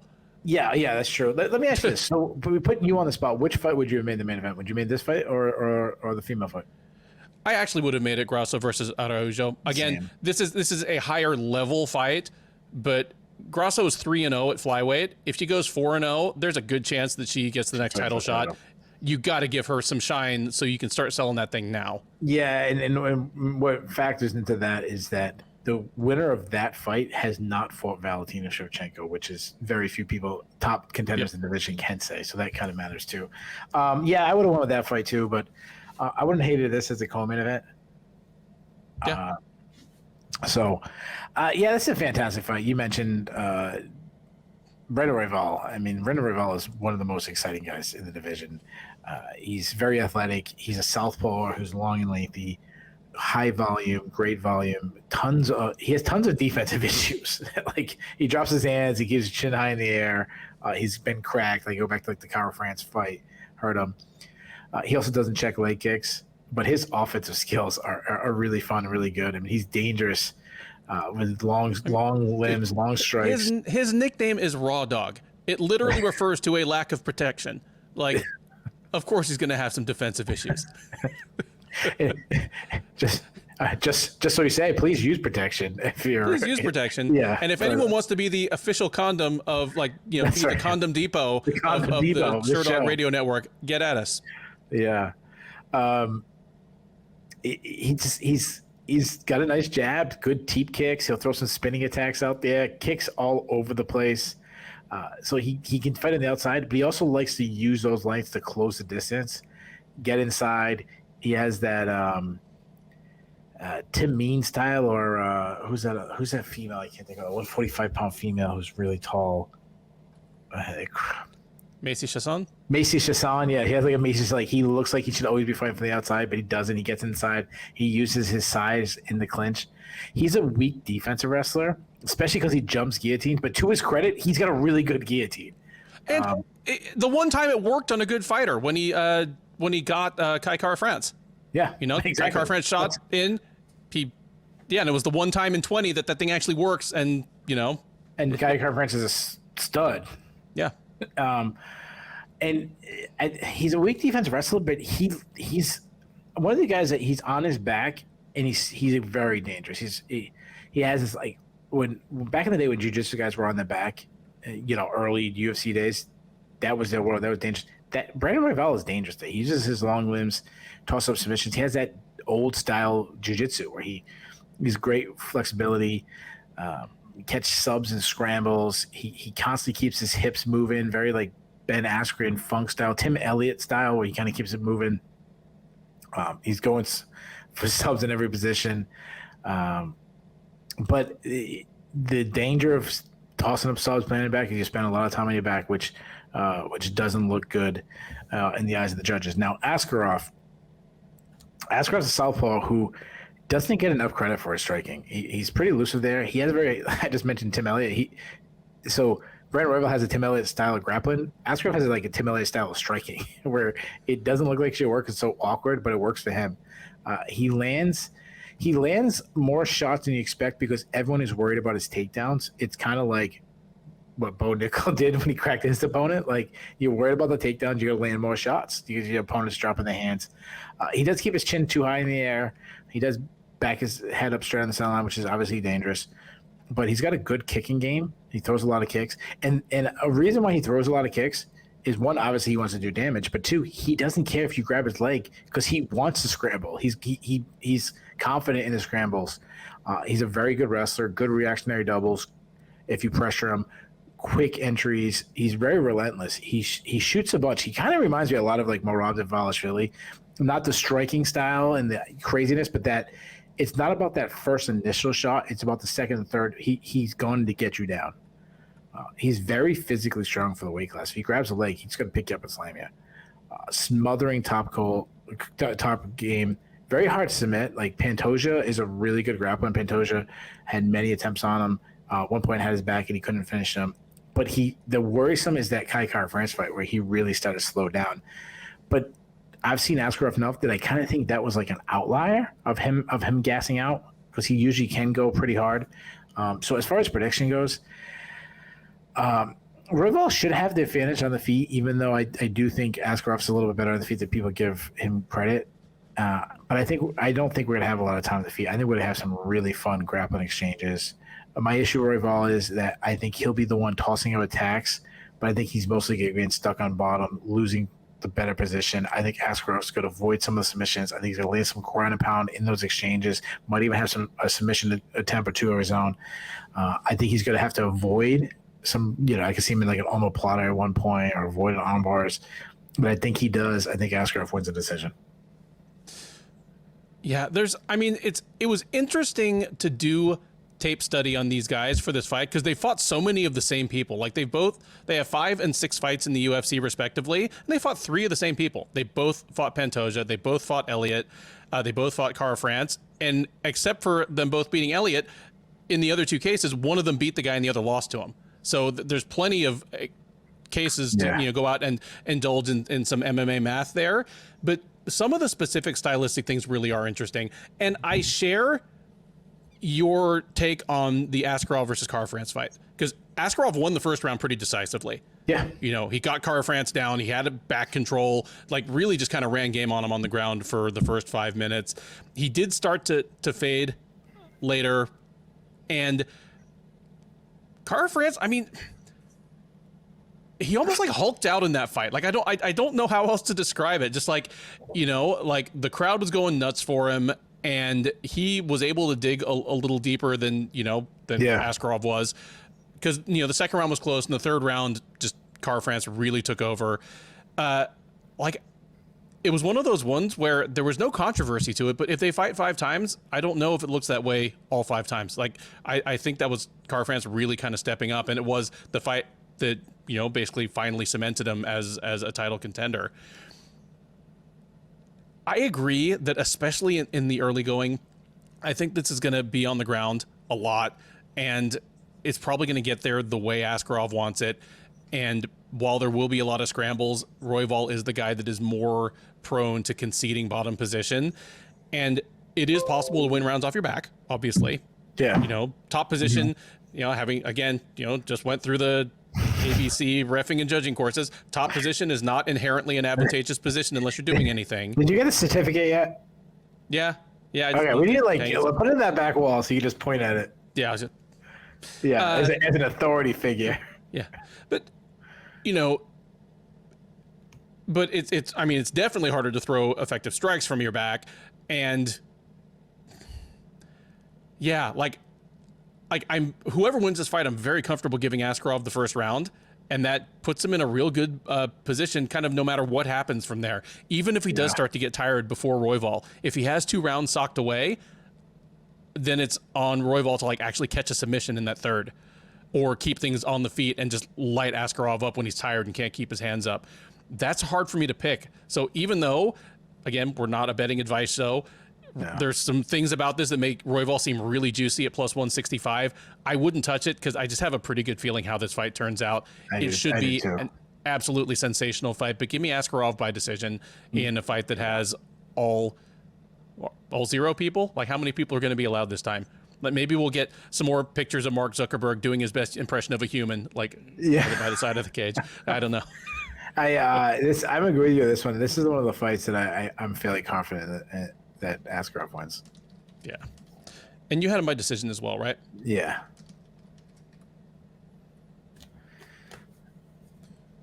Brandon Royval is fun and exciting, but he has a style that costs him fights.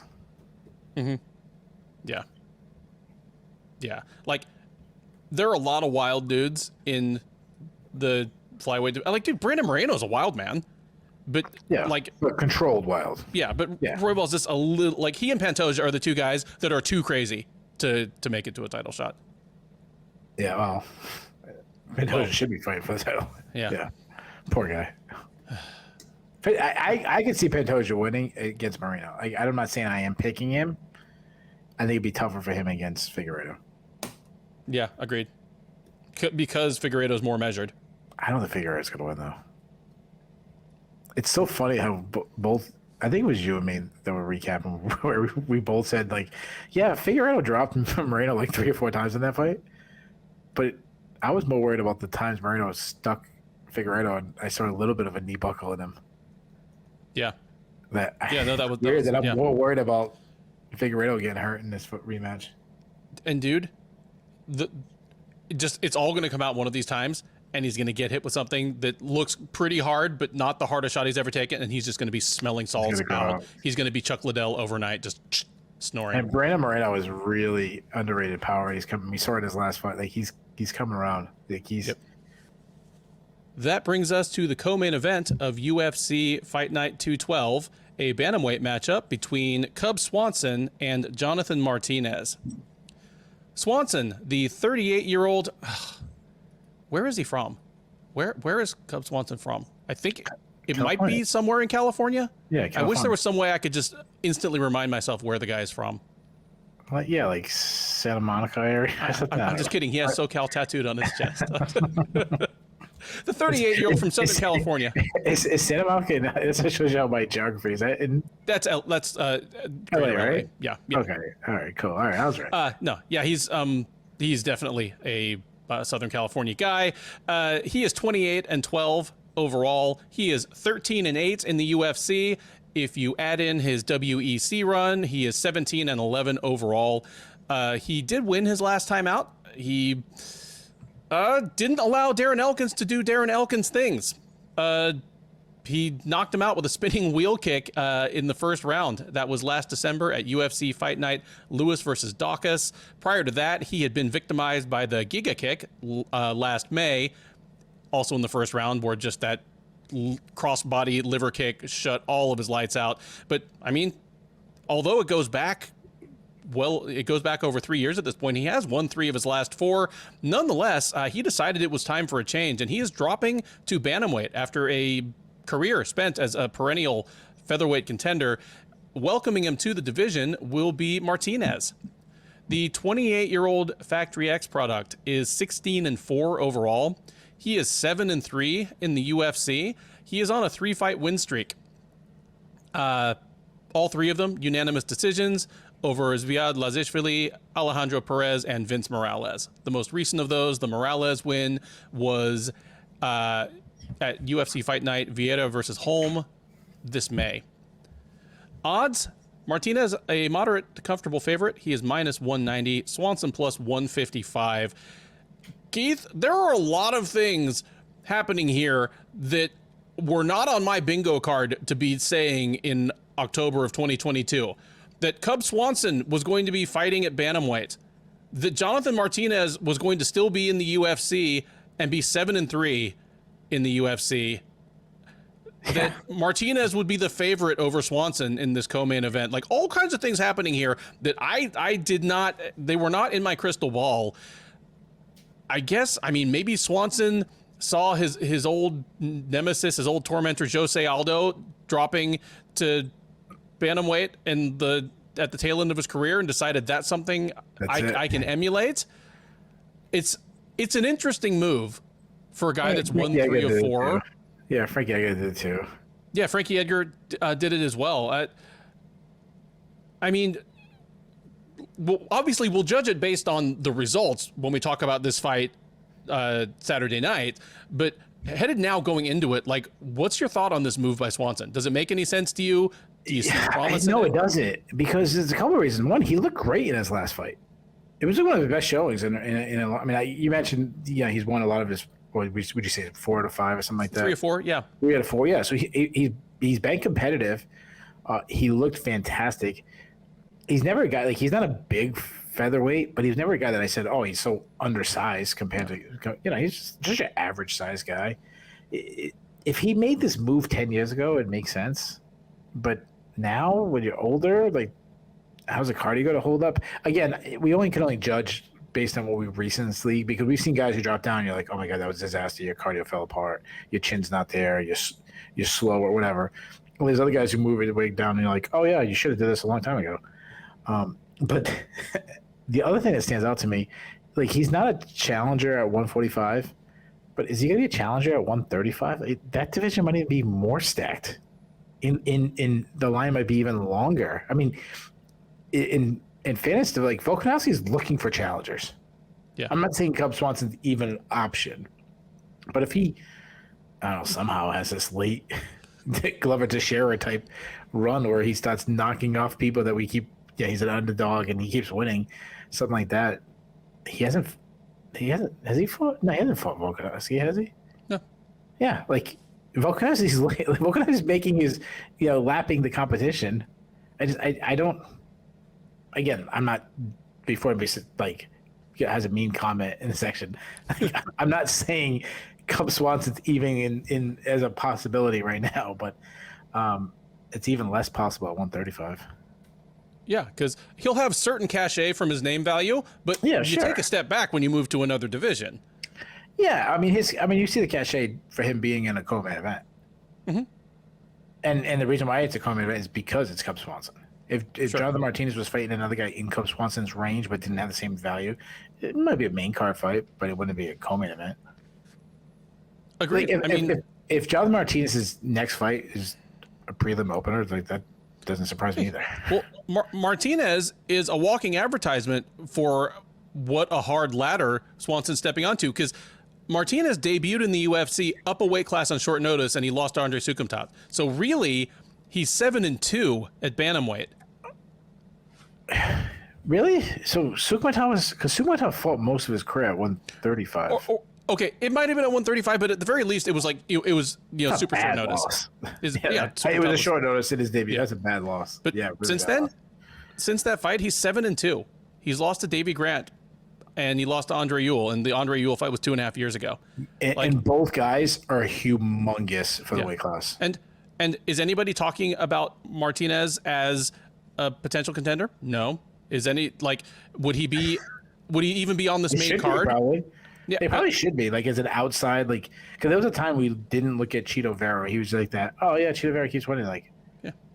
Oh shit, like, Chito Vera's, and I feel Martinez is that same realm. Like, we win one, he'd lose one, you kind of give up on him, but then he win 4 or 5 in a row.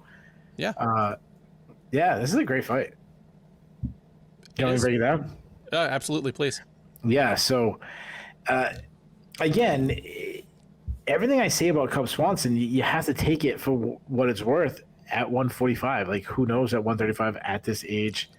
But what we have seen recently, like, for example, the Darren Elkins fight, he's still pretty athletic. He's still a master at cutting angles with his footwork. He's still elusive. He's got good volume, good head movement. He does drop his hands, but he's an intelligent boxer. He understands, going to the body is important to him. He's got some sting in his shots. Again, I don't know if that goes down with him at 135. It could be the opposite too. But I like that he looks so confident in his last fight. He was marching forward, having fun out there. He's been in some wars. Those could take some toll, but he's shown that he's had incredible heart. He's not an easy out for anybody. He isn't a wrestler, but he's more of like a scrambling grappler. Like he can win grappling exchanges, but he's been out wrestled by some of the best wrestlers in the division. Like that's always going to be a little bit of an issue.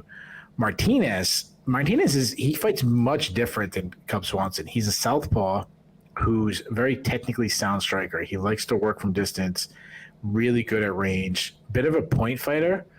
From the edge, he won't take too many chances. Like he's willing to just kind of cruise to a victory.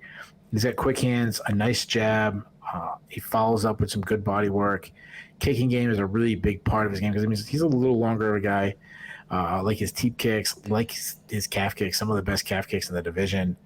The one I say he doesn't take a lot of chances. The one chance he does, he likes to. He'll throw some high kicks to keep his opponents honest, but he also likes flying knees. Like he throws a lot of flying knees for a outside point fighter. Grappling can be an issue. He's never has been a wrestler. He doesn't really look for takedowns, and he's been taken down a little to my liking. Like that's my one negative. And David Grant did hurt him on the feet, but again, David Grant's huge for the weight class. This is a really fun scrap. Swanson is a dog. It's just like I said, he's tough out for anybody. I am intrigued to see him moving a weight class. While I said he shouldn't have does it, it does get me a little more excited to see. Imagine if Cub Swanson wins and we have another fun guy in the division, our already stacked division. But I expect Martinez to have the speed advantage. I think he's a little long and lengthy. I think he picks apart Swanson from the outside and from the range for 15 minutes. I think this might be a passing of the torch moment. Again, as you mentioned, like after he's made his debut against Andre Cirkunov, like I would have laughed at you saying that I'd pick Cub Swanson, pick him over Cub Swanson. But at this point in their careers, I do. So give me Martinez by decision. Yeah, I'm on board with everything there. It's a weird move, and on the one hand, you can't just automatically discard it as he doesn't have any idea what he's doing, because he already did one of what's normally one of the biggest red flags for a fighter, especially a fighter past 35 or a fighter that's really a veteran in the game, and that's like going to his own gym for training. Like if you look at his little card here under our faces, it says UFC Gym Costa Mesa. That is his gym. Like he's the guy there. And when a guy, I mean, what's the geography between what I say, Santa Monica, Costa Mesa, what else is there? Palm Springs, like, and Palm Springs is well inland from the shore. But Costa Mesa is Southern California, like greater LA area. Okay. And Santa Monica is like the richer area, right? Santa Monica's Santa Monica's nice. What's the rich area of like LA? Obviously I know Beverly Hills, but is there like another one like beach area? You know what? I'd better not, go like a lot of we have to Orange find out County, and we have to say, hey, Mike, we don't know. We have to go to the beach. You got to send us, Mike Freely, send us on tour. But like guys that grew up rich down there, guys like Ian McCall that are from like Dana Point and stuff, those are like wealthy areas. So, maybe he knows what he's doing here too, but this is a rough first guy to go against because he's not going to be bigger than Martinez. Martinez is a fast guy, so it's going to show him right away what the new speed standard is in this new division for him. And if his chin or his gas tank are affected by this cut at all, Martinez is a guy that is probably able to test both. Yeah, I think this is kind of rough sledding for him. And I'm not going to pick Martinez to get the finish here. Swanson, I think I've said this on our previews before, he was unfairly pigeonholed as a chinny guy just because he was part of the first really great highlight we had of Jose Aldo, that 8-second double clutch flying knee. But you know what? Nobody else knocked Cub Swanson out for like 12 years after that. And then the next guy to do it did it with a body shot. Like Cub Swanson has still only ever been knocked out once by a strike to the head. And it was by one of the greatest fighters of all time. And it was like 15 years ago. Like, Cub Swanson is incredibly tough and resilient. So I'm not picking Martinez to exploit a suddenly cracked chin or anything, but I just think he's going to get the better of things throughout the fight. Like he's going to get the better of probably an outside striking battle. If Swanson tries to force this thing to the ground or force it into more of a clinch battle, I'll be interested to see what happens, but I think that's the outside chance. Give me Martinez by decision as well. Yeah, and if Cub Swanson wants to cheer himself up, he can go over to Malibu Beach. With that, we come to the main event of UFC Fight Night 212, a high-stakes women's flyweight matchup between Alexa Grasso and Viviane Araujo. Grasso, the 29-year-old Mexican, is 14-3 overall. She is 6-3 since joining the UFC as a top-level strawweight contender in Invicta. She is 3-0 since deciding to move up to flyweight. She moved up to flyweight just over 2 years ago. Since then, she's won 3 straight against Ji Yeon Kim, Macy Barber, and Joanne Wood. The most recent of those, the Wood fight, was a first-round submission at UFC on ESPN Blades versus Dawkins back in March. She'll look to make it 4 in a row and vault herself right into the title discussion against Araujo. The 35-year-old Brazilian is 11-3 overall. She's 5-2 in the UFC. She won her last time out. It was a unanimous decision over Andrea Lee at UFC on ESPN Blachowicz versus Rakic back in May. That got her back on track after a unanimous decision loss to Caitlin Chikagian all the way back in May of 2021. Grasso is the favorite here. She is minus 200. Araujo plus 160. Keith, we've got 2 of the last women standing here. 2 of the last women who either are on a win streak or, you know, are stringing together good amounts of wins and have not yet fought Valentina Shevchenko. Who gets it done here? And, I mean, obviously we'll talk about it more on the recap, but depending on who you think it is this enough to vault them into a title shot right now? Yeah, so to answer those, I'll answer the first one. I'll answer the first one last, and I'll answer your last question about the title shot. I think Grasso would be more because one should be undefeated in the division. The Mexican connection obviously is something they've really wanted to push. So I think that going. I think Araujo would only be on a two fight winning streak, which is much different than what Grasso would be on. So I think Grasso would be a lot closer. And it also depends on who wins between Caitlin Chikagian and Manon Fiorot. Like if Fiorot beats Chikagian, like I could see her skipping everybody. That French connection that they don't really have, beating a former title challenger in Chikagian. So I'd almost want to put like those 4 as in like maybe Fiorot first, Grasso 2, Araujo 3, and Chikagian is that it is. We don't want her, but it's her. That's how I kind of put the order in. Of course, that changes based on how they win. If Fiorot wins a controversial split decision and Grasso wins by second round TKO or something, like that changes everything. But just in a vacuum, what I'm dealing with right now, that's how I kind of view them. Thing you said that really surprised me. So I if anybody who's watched these previews before, no, I don't look at the odds. I don't know the odds until, well, that's not true. Sometimes I'll take a peek at certain fights, but generally speaking, I don't look at the odds. I don't want to know the odds because I don't want that to influence my pick. I'm shocked that Grasso is that big of a favorite. Like, I thought she might be a favorite, but I would have guessed like negative 130, like negative 200. Like, Araujo's good.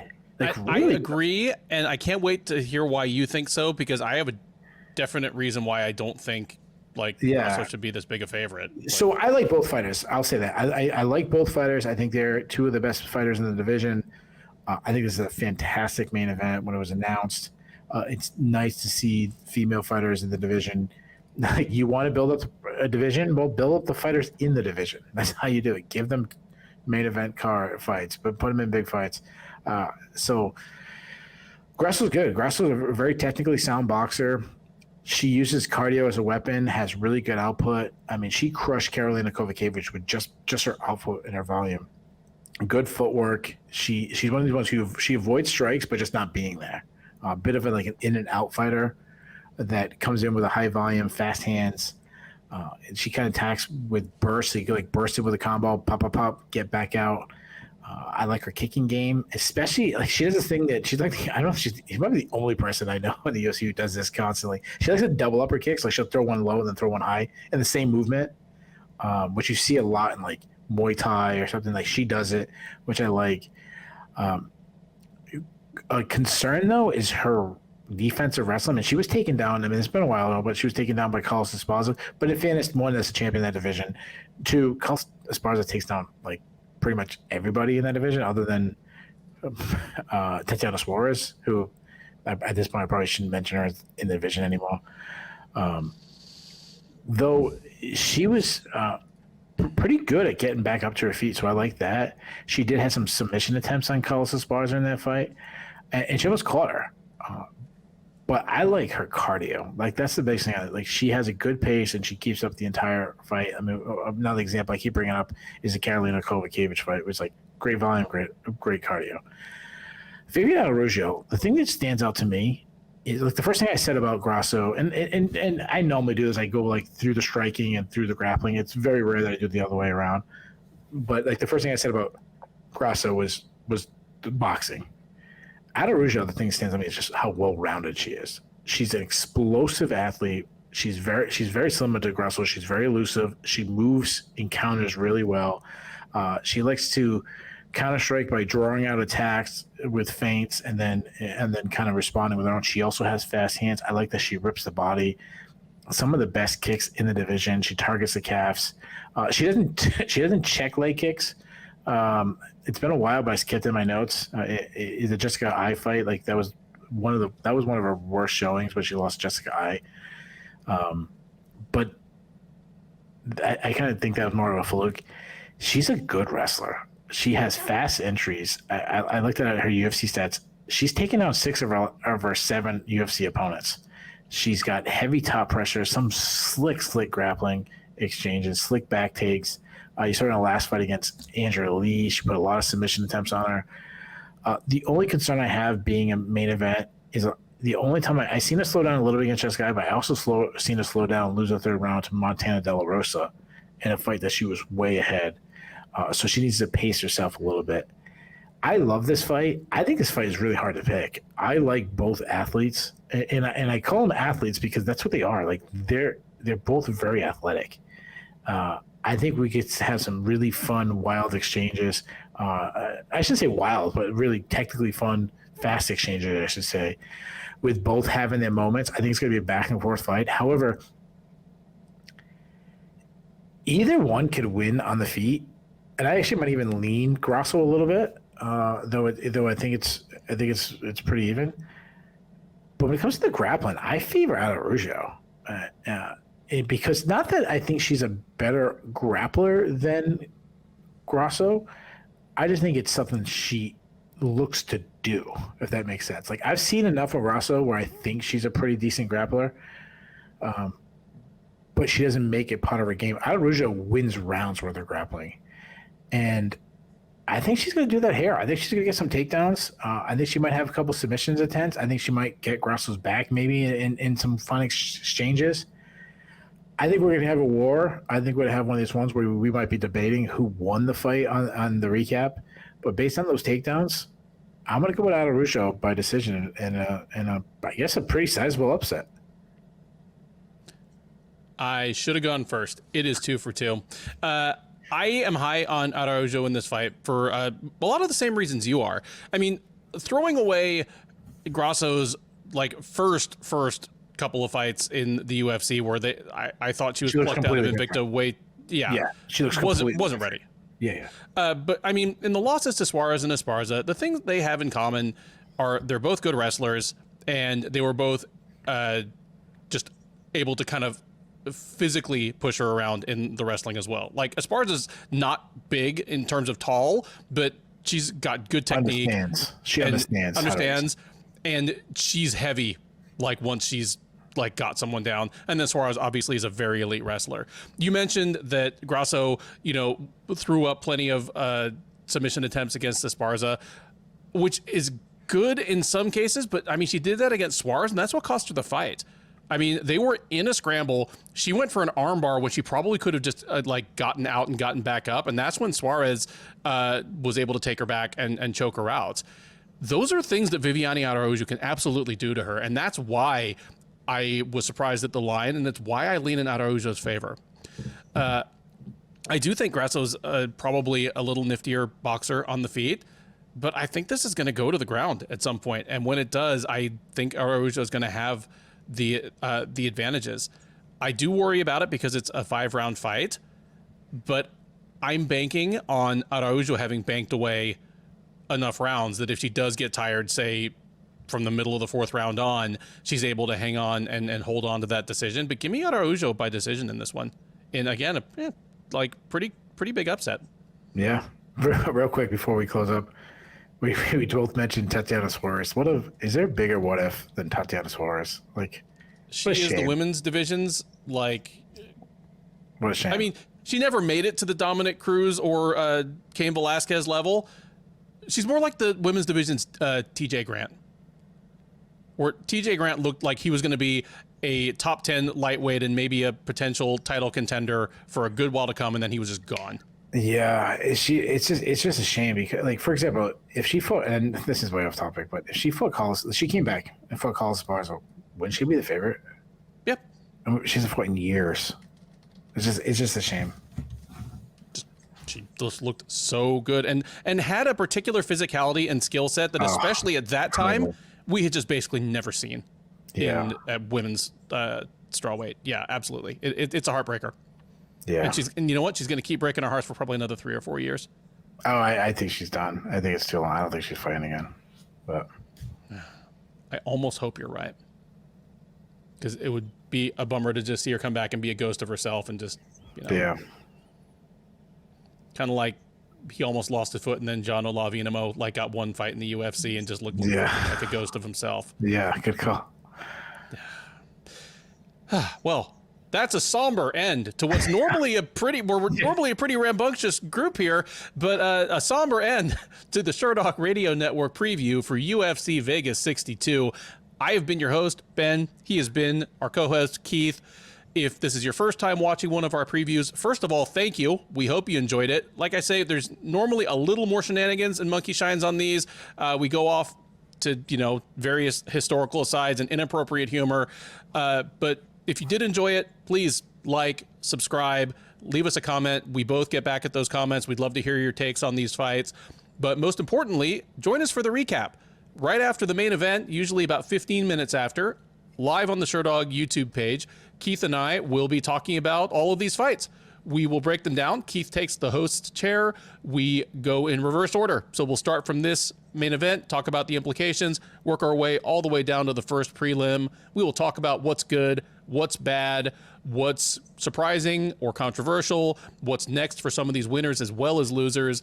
And the live chat is wide open that whole time. So we are taking questions and comments and hot takes from you and all of our other listeners. We'd love to have you be part of the community.